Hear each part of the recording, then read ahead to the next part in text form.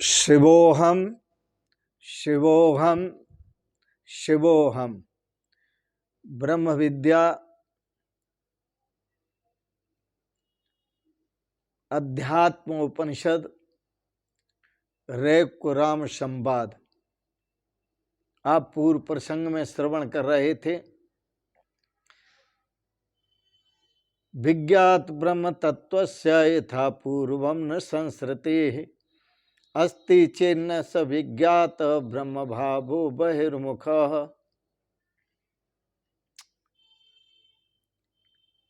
ब्रह्म तत्व को जानने से पहले जैसा संसार दिखाई देता था, ब्रह्म तत्व को जानने के बाद यह वैसा दिखाई नहीं देता। याद दिलाया भगवान कृष्ण का, न रूपमस्येह तथोपलभ्यते नान्तो न चादिर न च संप्रतिष्ठा। अश्वत्थमेनं सुब्रूढ़मूल असंग शस्त्रेण दृढ़ेन छित्त्वा। वैराग्यवान पुरुषों को चाहिए कि इस संसार के मूल को जड़ से खत्म कर दें। किसके द्वारा? वैराग्य के द्वारा। ज्ञान वैराग्य की तलवार से। आओ आज के प्रसंग में सुनो। सुखाद्य अनुभवो यावत् तावत् प्रारब्धमीष्यते फलोदय क्रिया पूर्वो निष्क्रियो नहीं कुत्रचित। सतगुरुदेव भगवान कहते हैं, हे राम जी, जिसको भी सुख और दुख होते हैं, जिसको भी सुख और दुख होते हैं, वह उसके पूर्व में किए गए कर्मों का फल है। जहां तक सुख दुख वगैरह का अनुभव होता है, वहां तक वह प्रारब्ध कर्म है जो साधक भोगता है, ऐसा माना गया है। क्योंकि प्रत्येक फल का जो उदय होता है वह क्रिया पूर्वक ही होता है। क्रिया पूर्वक का अर्थ है पूर्व में हमने जो कर्म किया हुआ है, क्रिया की हुई है, उसका ही फल हमारे सामने आता है। क्रिया बिना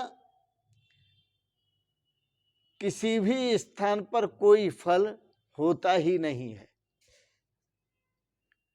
ऐसा गुरुओं का मंतव्य है, ऐसा ऋषियों का मंतव्य है, और ऐसा ही भगवान श्री कृष्ण का मंतव्य है।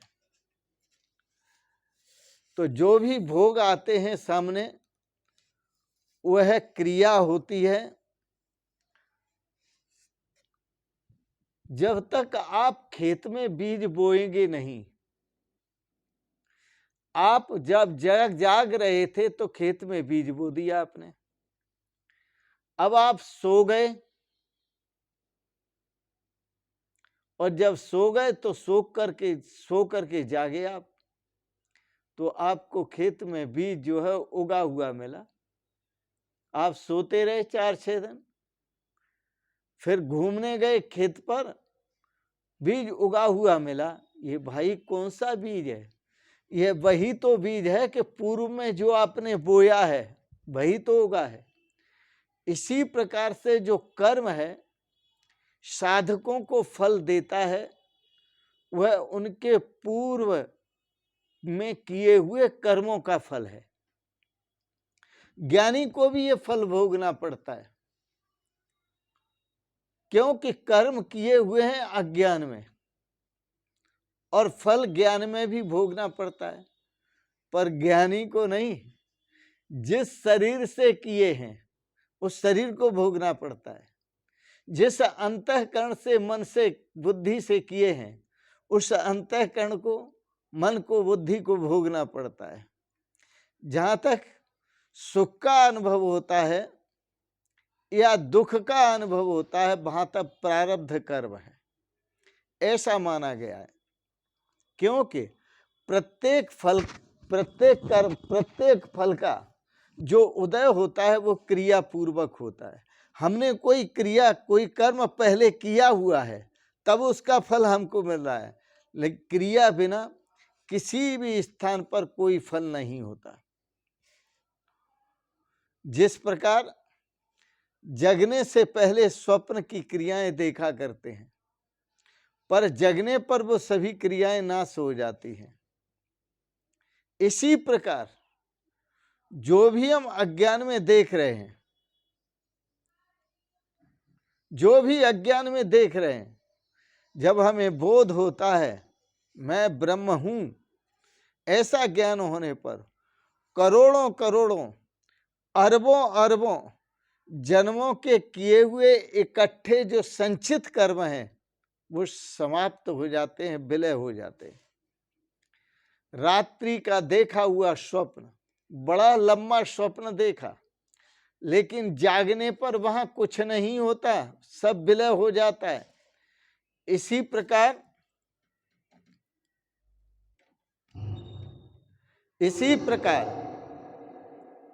रात्रि का देखा हुआ स्वप्न जागने पर विलय हो जाता है। इसी प्रकार जब तक साधक अज्ञान में कर्म करता रहता है, तब तक वह अपने को कर्ता और भोक्ता समझता है। लेकिन जब ज्ञान में जाग जाता है और ये उसे बोध होता है कि मैं ही ब्रह्म हूं, मैं ही अविनाशी परमात्मा हूं, तो वह कर्म शरीर का प्रारब्ध रह जाता है, वह कर्म इंद्रियों का प्रारब्ध रह जाता है, वह कर्म उसका नहीं होता, क्योंकि उसने अपने को शरीर से अलग कर लिया। मैं ब्रह्म हूं। तो सुख दुख होते हैं, कर्मों के कारण होते हैं, जीवन मुक्त पुरुष को भी होते हैं। सोचना है कि सुख हो या दुख हो, क्या ये बंद हो जाएंगे? कभी नहीं होंगे। सुख और दुख अपने कर्मों का फल है, वो तो मिलना ही है। ना भुक्तम क्षीयते कर्म, कर्म कभी बिना भोगे नष्ट नहीं होते, कर्म कभी बिना भोगे नष्ट नहीं होते। अवश्य में भोक्तव्यम कर्तम कर्म शुभाशुभम, वह शुभ और अशुभ कर्म अवश्य ही भोगने पड़ते हैं।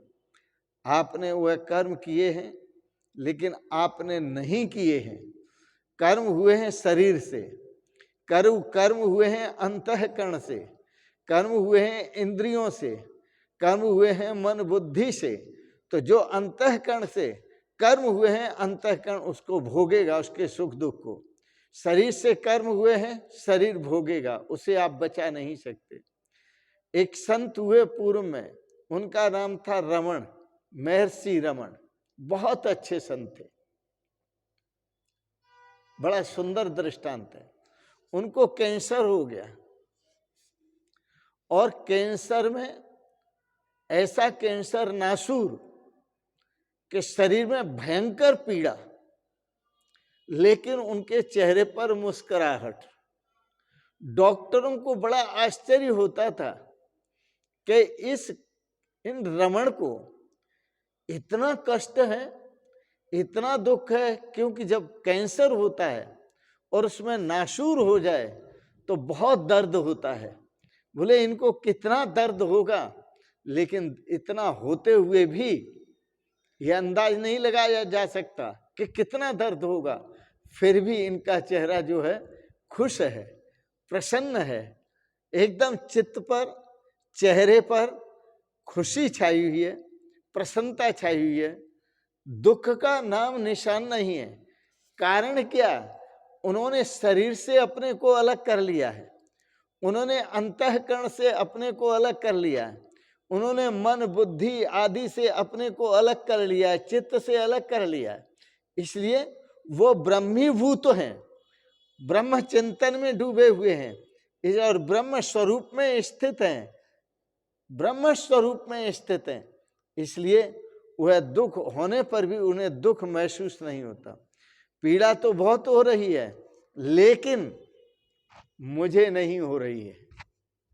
पीड़ा बहुत हो रही है, लेकिन मुझे नहीं हो रही है। जैसा ज्ञान उनको था, रमण जी को, रमण जैसा ज्ञान, आहा, जिसको हो जाए उसके लिए प्रारब्ध कोई माने नहीं रखता। प्रारब्ध ज्ञान को उपलब्ध व्यक्ति जीवन मुक्त होता है, भले ही उसे कैंसर, स्वामी रामकृष्ण परमहंस को कैंसर हो गया था, उन्होंने कैंसर की कोई परवाह नहीं की। कारण बस एक ही है, शरीर से जो अपने को अलग कर लेते हैं, मन से, बुद्धि से जो अपने को अलग कर लेते हैं, जो अपने को ब्रह्म स्वरूप जानकर ब्रह्म स्वरूप में स्थित हो जाते हैं, वही यह परम अनुभूति को उपलब्ध होते हैं, परम आनंद को उपलब्ध होते हैं। मैं एक बात और कह दूं,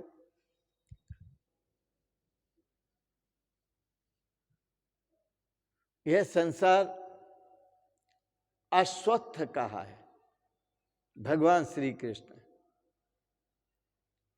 यह अश्वत्थ का वृक्ष है, यह पीपल का वृक्ष है। पीपल के पत्ते हर समय हिलते रहें, हवा चल रही हो तो भी, नहीं चल रही हो तो। यह शरीर चलायमान है। न रूपमस्य तथोपलभ्यते, यह सारा संसार ही अश्वत्थ का वृक्ष है। अब आप सोचिए, अश्वत्थ किसे कहते हैं? अ मानी नहीं, स्व मानी स्व, जो अपना स्वरूप नहीं है उसे अश्वत्थ कहते हैं। और वही विकारी है जो अपना स्वरूप नहीं है। और अ मानी नहीं, स्व मानी स्व, अपना निजी स्वरूप जो नहीं है, वह है अश्वत्थ। दूसरा अर्थ, अश्वत्थ किसे कहते हैं? अश्व कहते हैं घोड़े के लिए, अश्व, अश्व कहते हैं घोड़े के लिए। और घोड़ा कभी स्थिर नहीं रहता और कभी बैठता नहीं, हमेशा खड़ा होगा तो 3 पैर से खड़ा होगा। यदि आपका अनुभव हो ना, कहीं अनुभव, घोड़ा जो सही माने में घोड़ा हो, उसको देख के अनुभव कर लेना। यदि जमीन पर आएगा वो, तो जमीन पर लोट मारेगा और खड़ा हो जाएगा, बैठेगा नहीं। वीर घोड़े कभी बैठते नहीं है। घोड़ा बहुत चंचल होता है, तो अश्व का अर्थ होता है बहुत चंचल। ये तुम्हारा मन भी एक घोड़ा ही है, ये बहुत चंचल है। इसके लिए चाबुक चाहिए। घोड़ा चाबुक के वश में होते हैं,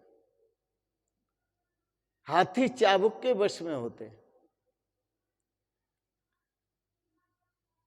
आप क्या करें, कौन सा चाबुक लें? सुविरूढ़ मूलम असंग शस्त्रेण, इसकी मूल को, इसकी जड़ों को, अश्व मानी चंचल, ये संसार चंचल है, यह कभी स्थिर रहता नहीं।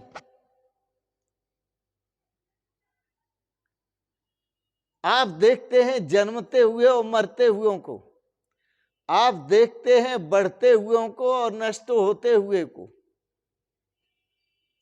आप देखते हैं शरीर के मोटापे बढ़ते हुए को, फिर देखते हैं बुढ़ापे में घटते हुए को। इसी तरह ये संसार है, इसकी संख्या घटती भी रहती है और बढ़ती भी रहती है। इसमें रोग घटते भी रहते हैं और बढ़ते भी रहते हैं। इसमें जन्मना घटता भी रहता है, बढ़ता भी रहता है। मरना घटता भी रहता है, बढ़ता भी रहता है, ये कभी स्थिर नहीं रहता संसार। पर आप क्या करें, भगवान श्री कृष्ण का आप एक काम करें कि दृढ़ वैराग्य की तलवार लेकर, पूर्ण वैराग्य, दृढ़ वैराग्य की तलवार लेकर इसकी जड़ों को काट दो। इसकी जड़ें क्या हैं?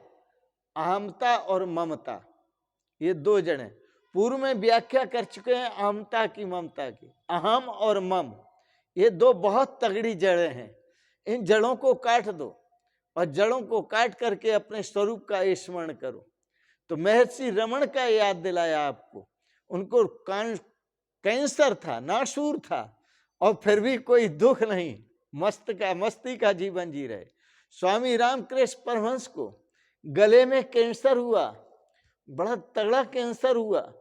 मुंह से दूध डालते थे और गले में छेद था, उससे निकल जाता था, पेट में जाता ही नहीं था। भक्त रो रहे थे, बोले महाराज अब कैसे होगा, हम दूध डालते हैं, पेट में नहीं जाता, बाहर निकल जाता है। स्वामी रामकृष्ण परमहंस ने कहा, अरे कोई जरूरी है कि आप इसी गले से डालें? ये सारे गले ही तो मेरे हैं, जितने भी गले हैं दुनिया में मनुष्यों के, सब मेरे ही गले हैं। जीवों के जितने गले हैं सब मेरे ही गले हैं। किसी गले से उतार दो पेट में, सब मुझे ही मिलेगा। रामकृष्ण परमहंस की निष्ठा देखिए, महर्षि रमण की निष्ठा देखिए। तो ऐसे ऐसे महापुरुष हुए जिन्होंने अपने को जीते जी शरीर से अलग कर लिया। यही जीवन मुक्त महापुरुष का लक्षण है। जीवन मुक्त महापुरुष सदा आनंद में रहता है, सदा सुख में रहता है, सदा शाश्वत शांति में रहता है। आइए आप भी जीवन मुक्त बने, सदा शाश्वत सुख का अनुभव करें, शाश्वत शांति का अनुभव करें, शाश्वत आनंद का अनुभव करें। इन शब्दों के साथ ही वाणी को विराम देंगे। आपने बड़े प्रेम और श्रद्धा से इस प्रसंग को श्रवण किया, इसके लिए बहुत बहुत अनुग्रहित हैं। आपको अच्छा लगा, इसे सब्सक्राइब करें, लाइक करें, शेयर करें, और अंत में आप सभी को बहुत बहुत प्रणाम करते हुए बहुत बहुत शुभकामनाएं, बहुत बहुत आशीर्वाद, बहुत बहुत प्रणाम। शिवोहम शिवोहम शिवोहम।